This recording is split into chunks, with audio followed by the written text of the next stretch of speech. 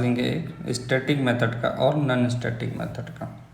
Static variable और non static variable पिछले class में बता चुके हैं। अगर वीडियो नहीं देखे हो तो वीडियो को एक बार देख लें। इसमें हम लोग सबसे पहले पढ़ेंगे स्टैटिक मेथड और नॉन स्टैटिक मेथड किसको कहते हैं। ऐसा मेथड जिसके आगे नॉन स्टैटिक कीवर्ड नहीं लगा, यानी कि सपोज दैट एक मेरा ये मेथड है void शो नाम करके, ठीक ना। इसके आगे कोई भी हमारा किसी टाइप का भी कीवर्ड नहीं लगा हुआ है, यानी कि स्टैटिक कीवर्ड इसमें नहीं लगा हुआ है। तो अगर स्टैटिक कीवर्ड नहीं लगा हुआ है यानी कि ये हमारा कहलाया, क्या कहलाया, ये कहलाया हमारा non static method. Non static method. But यही अगर वर्ड शो मेथड के अंदर अगर इस जगह पे स्टैटिक लग गया, स्टैटिक कीवर्ड लग गया, तो ये हमारा क्या कहलाया, स्टैटिक मेथड।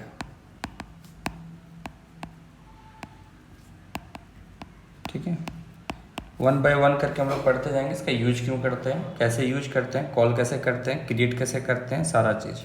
ठीक है, तो सबसे पहले हम लोग जो है इसको यूज कैसे करते हैं वो हम लोग बताएं। तो सबसे पहले हम लोग एक क्लास का नाम लेंगे, क्योंकि क्लास से ही सभी सारा चीज़ जो है वो क्रिएट होता है। तो एक क्लास लेते हैं हम लोग टेस्ट नाम करके, तो ये हमारा मेन क्लास है। क्लास का बॉडी ओपन करते हैं। ठीक है, अब एक दो वेरिएबल लेते हैं जिसमें से हम लोग इंट x = 10 वाले वेरिएबल पे लिए, और दूसरा एक लेते हैं हम लोग स्टैटिक y = 20। दो वेरिएबल लिए, एक स्टैटिक टाइप का और एक नॉन स्टैटिक टाइप का, दो वेरिएबल लेते हैं। अब एक मेथड भी लेंगे, स्टैटिक मेथड लेंगे और एक नॉन स्टैटिक मेथड लेंगे। तो सबसे पहले हम लोग void शो नाम करके एक मेथड लिए जो कि नॉन स्टैटिक मेथड लिए, बॉडी ओपन कर दिए, बॉडी क्लोज कर दिए, और दो जो वेरिएबल लिए हुए थे इसको हमें क्या करेंगे, प्रिंट करवा देंगे। तो system dot out dot println में एक x वेरिएबल को और system dot out dot println में y वाले वेरिएबल को, दोनों को हम लोग क्या किए, दोनों को हम लोग प्रिंट करवा दिए।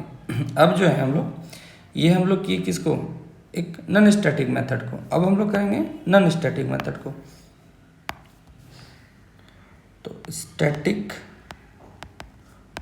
वर्ड, अब एक जो मेथड का नाम होगा वो दूसरा लेते हैं, यानी कि डिस्प्ले नाम का ले लेते हैं हम लोग, तभी पता चल पाएगा हमें। बॉडी को ओपन करते हैं और दो जो वेरिएबल था फिर से हम उसको प्रिंट करवाते हैं। System dot out dot println में x को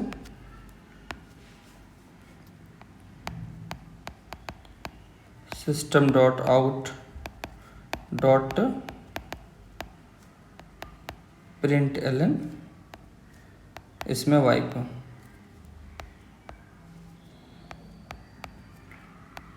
ठीक है, तो दो मेथड हम लोग लिए, एक स्टैटिक मेथड, एक नॉन स्टैटिक मेथड। वेरिएबल भी दो लिए थे, एक स्टैटिक वेरिएबल और एक non static variable.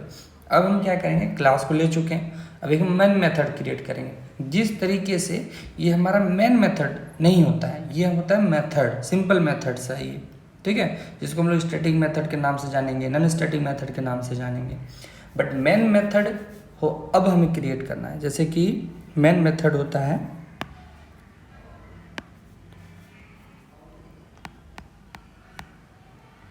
Public static void main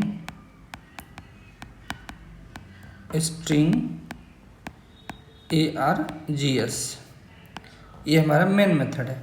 main method को हम क्या किए, क्लोज कर दिए, और क्लास ओपन किए थे वहाँ पे, उस क्लास को भी हम लोग क्लोज कर देते हैं। क्लास कहाँ ओपन किए थे, इस जगह पे देखिए, क्लास ये मेरा ओपन हुआ था, तो इस जगह पे क्लास क्लोज हो गया। अब जो है हमारा दो मेथड भी बन चुका है। मेथड को कॉल कैसे करेंगे? तो मेथड को कॉल करने के लिए हमें क्या करना पड़ता है, एक ऑब्जेक्ट क्रिएट करना पड़ता है। और ऑब्जेक्ट किस नाम से बनता है? वो बनता है क्लास के नाम से। तो क्लास का नाम हम यहाँ पे देख चुके हैं, क्या है? टेस्ट लिख चुके हैं। तो टेस्ट नाम का एक ऑब्जेक्ट क्रिएट करेंगे। तो ऑब्जेक्ट कैसे क्रिएट करते हैं? टेस्ट T1 या कोई भी नाम दे सकते हैं T1 की जगह पे, is equal to new test. ये हमारा ऑब्जेक्ट क्रिएट हो गया। ये जो T1 होता है, ये ऑब्जेक्ट रेफरेंस एक वेरिएबल होता है, रेफर करता है। इन्हीं के थ्रू जो हम कॉल करते हैं। कॉल कैसे करेंगे?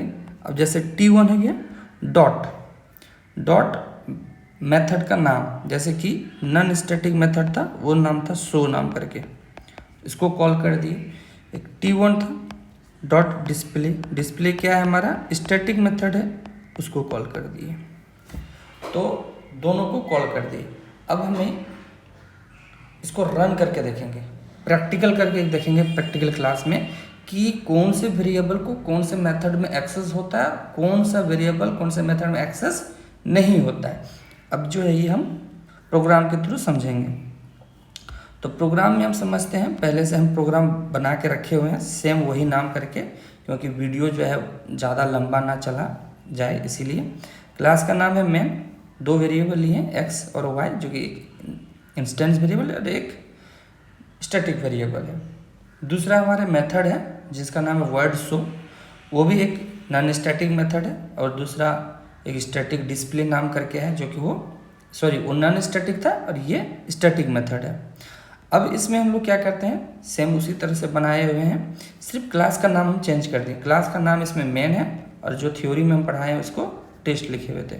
तो main M1 is equal to new main, ये हम ऑब्जेक्ट क्रिएट कर दिए। अब M1 जो है हमारा ऑब्जेक्ट रेफरेंस है, ये वाला, ये क्या है हमारा ऑब्जेक्ट रेफरेंस वेरिएबल है। अब इसके थ्रू पे हमने मेथड को, नॉन स्टैटिक मेथड को कॉल किया। फिर यहाँ पे इस लाइन पे, दूसरे वाले लाइन पे स्टैटिक मेथड को कॉल किया। अब देखते हैं, रन करके देखते हैं कि क्या ये एरर होता है या एग्जीक्यूट हो जाता है।